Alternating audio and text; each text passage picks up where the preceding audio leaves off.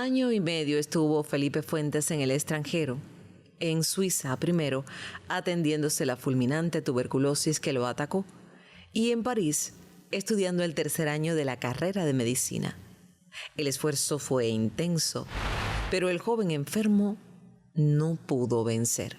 Entonces decidió regresar a Holguín. Del extranjero vino convertido en militante del Partido Comunista y con 22 años de su edad.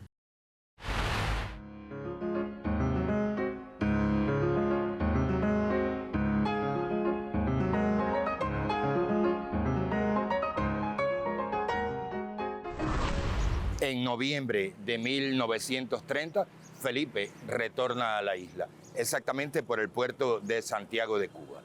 Lo primero que hace es viajar a Holguín, a ver a su abuela doña Rosenda Ochoa. Después va a Banes y Antilla, a ver el resto de la familia. Vuelve a Holguín y de aquí va a La Habana, a avisarle al Comité Central del Partido Comunista de su regreso y a ponerse bajo sus órdenes.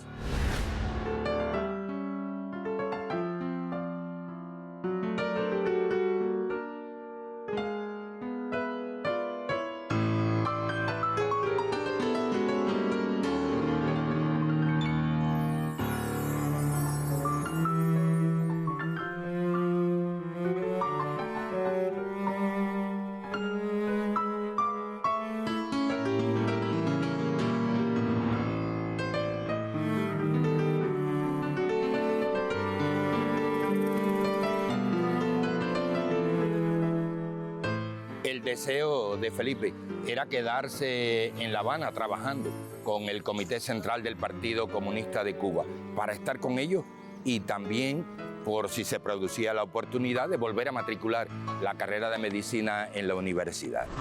Pero los del Comité Central se percataron del delicado estado de salud del joven y le sugirieron que volviera a Holguín con su abuela, con su madre y con el resto de la familia para que se repusiera.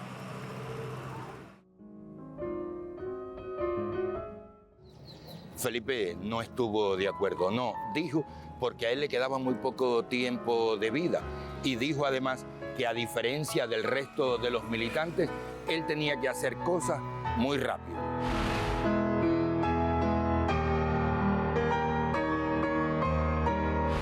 Entonces, los del Comité Central le dijeron que acá, en el norte de Oriente, donde él vivía, había mucho que hacer y lo comunicaron con el Comité Distrital de Manzanillo, que era entonces el encargado de organizar el Partido Comunista en el norte de Oriente.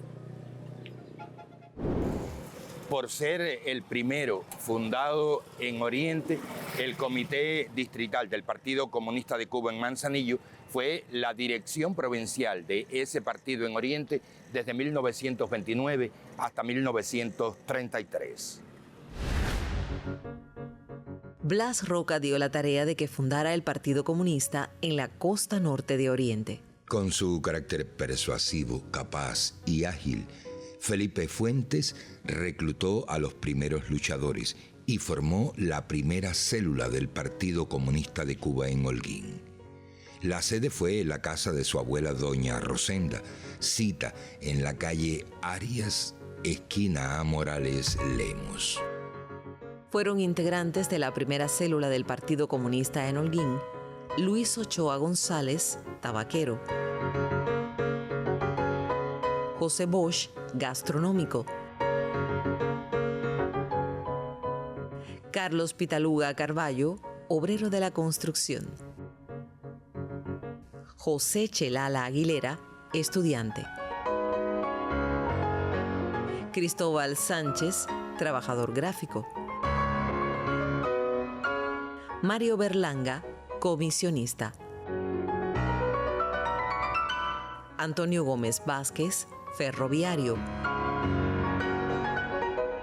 y Vicente Campos y Fernando Álvarez, desocupados. Días después, la célula decana del Partido Comunista de Cuba en Holguín se convierte en comité gestor municipal. Su labor en esos momentos era buscar a otros que quisieran unírsele.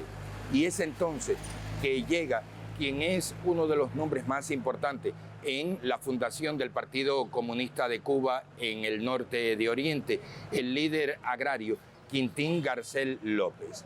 De él se conoce muy poco, incluso en internet he buscado alguna fotografía y no hemos encontrado nada. Felizmente hemos encontrado a sus descendientes y vamos a llegar ahora a su casa a ver si tienen alguna imagen del viejo y muy importante líder agrario. Inmediatamente que se une al partido, Don Quinto atrajo a otros vecinos de su barrio natal, Las Cruces de Purnio, y con ellos formó la segunda célula de los comunistas holguineros, también conocida como Liga Campesina de Las Cruces. Todos los militantes de esta segunda célula eran campesinos. Raimundo Velázquez Guerrero, Calixto García Hernández, Serafín García Rojas, Pedro Velázquez Paz, Manuel Rojas Ochoa y Luis Velázquez Díaz. La obra de Felipe marchaba como él quería, pero en ningún otro sector marchaba mejor que entre los campesinos. Hubo ligas campesinas en Aguas Claras, en la finca La Mula, Velasco, en Guabaciabo. Cada vez eran más las ligas campesinas del norte de Oriente, lo que es prueba del crédito que había conseguido Felipe Fuentes entre el sector agrario. Eso gracias a su cercano colaborador Quintín Garcés, Don Quinto.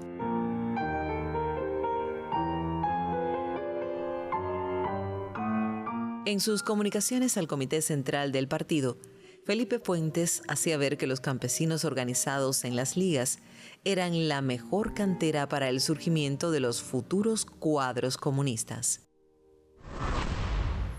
La fundación de las ligas campesinas fue esencial para la fundación del Partido Comunista de Cuba en el territorio. Y no es que todos los campesinos fueran comunistas, pero sí aceptaban la dirección de Felipe. Les voy a poner un ejemplo de la importancia de las ligas campesinas. Ocurrió que en Las Cuevas, un lugar que queda por Purnio, los Infantes, o sea, la sucesión de Wenceslao Infante, quería desalojar a los campesinos porque decían los Infantes que ellos habían comprado esas tierras, y llegó el ejército machadista para desalojar a los campesinos.